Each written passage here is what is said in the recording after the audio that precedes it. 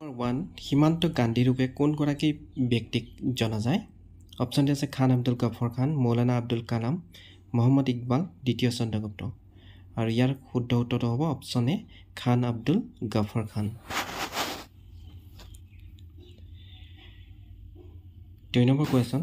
প্ৰথম ভাৰতলৈ অহা ব্যক্তিজন কোন আছিল অপচন ডি আছে টমাছ ষ্টিফেনজন টুডাৰমল হিউৱেন চাং ৰিচাৰ্ড মেণ্টিং আৰু ইয়াৰে কাৰেক্ট এনসাৰটো হ'ব অপচন এ টমাছ ষ্টিফেনজন কুৱেশ্চন নম্বৰ 3 ৰাষ্ট্ৰপতিৰ ৰূপ পদক পোৱা প্ৰথম অসমীয়া চিনেমা কোনখন আছিল অপচন ডি আছে জয়মতী ইতিহাস বিপ্লৱী ৰঙা পুলিচ আৰু ইয়াৰে কাৰেক্ট এনসাৰটো হ'ব অপচন ডি ৰঙা পুলিচ অসমৰ বৃহত্তম ৰেল ষ্টেচনৰ কোনটো হয় অপচন ডি আছে লামডিং গোৱালপাৰা মালিগাঁও ৰঙিয়া আৰু ইয়াৰে কাৰেক্ট এনসাৰটো হ'ব অপচন এ লামডিং অসমৰ বৃহত্তম ৰেল ষ্টেচনটো হ'ল লামডিং অসম চুক্তি কেতিয়া স্বাক্ষৰিত হৈছিল অপচন ডি আছে 1985 চনৰ 15 মাৰ্চ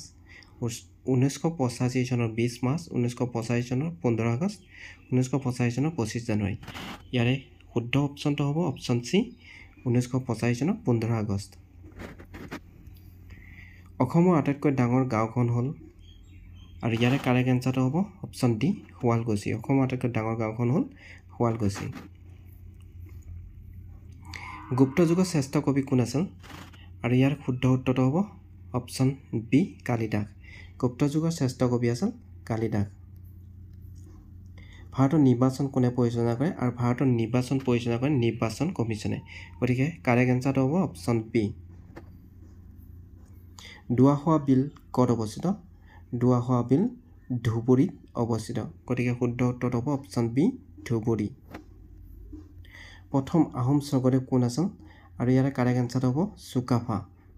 প্ৰথম আহোম স্বৰ্গদেৱ আছিল চুকাফা কোন স্বৰ্গদেৱ বৰা শইকীয়া হাজৰিকা পদবী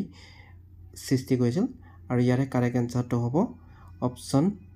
বি চুটেনফা কোচ শব্দ উৎপত্তি ক'ৰ পৰা আহিছে অপচনত দিয়া আছে কোচ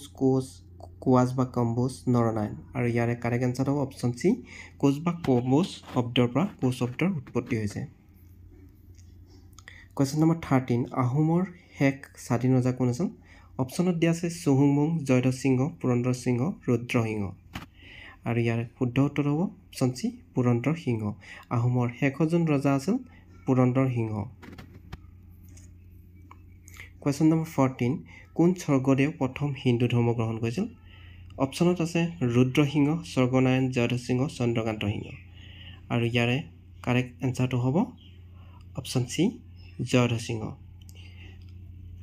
হিন্দু ধৰ্ম গ্ৰহণ কৰা প্ৰথম স্বৰ্গদেৱ আছিল জয়ধ্বজ সিংহ কুৱেশ্চন নম্বৰ 15 বুৰঞ্জী শব্দটো কোন ভাষাৰ পৰা লোৱা হৈছে অপচনত দিয়া আছে গ্ৰীক বাৰ্মাৰ আহোম লেটিন আৰু বুৰঞ্জী শব্দটো আহোম ভাষাৰ পৰা লোৱা হৈছে কুৱেশ্চন নম্বৰ 16 আহোমসকল কোন নৃগোষ্ঠীয় লোক আছিল অপচনত দিয়া আছে টাই আহোম টাই মংগোলীয়া ইণ্ডো টাই খামচাং আৰু ইয়াৰে কাৰেক্ট এনসাৰটো হ'ব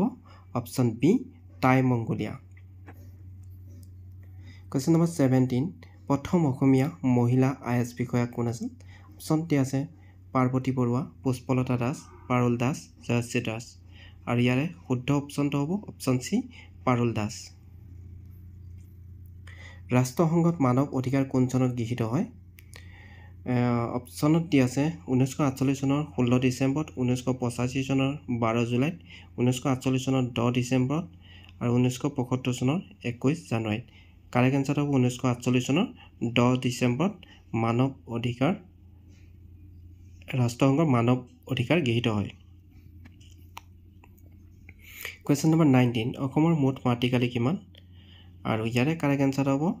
অপচন বি ৭৮,৪৩৮ বৰ্গ কিলোমিটাৰ কুৱেশ্চন নম্বৰ 20 নামদফা ৰাষ্ট্ৰীয় উদ্যান ক'ত অৱস্থিত অপচনত দিয়া আছে ছিকিম অসম অৰুণাচল প্ৰদেশ ঝাৰখণ্ড আৰু ইয়াৰ শুদ্ধ উত্তৰ হ'ব option C Arunachal Pradesh question number 21 প্ৰথম অসমীয়া ৰঙীন ফিল্ম কোনখন আছিল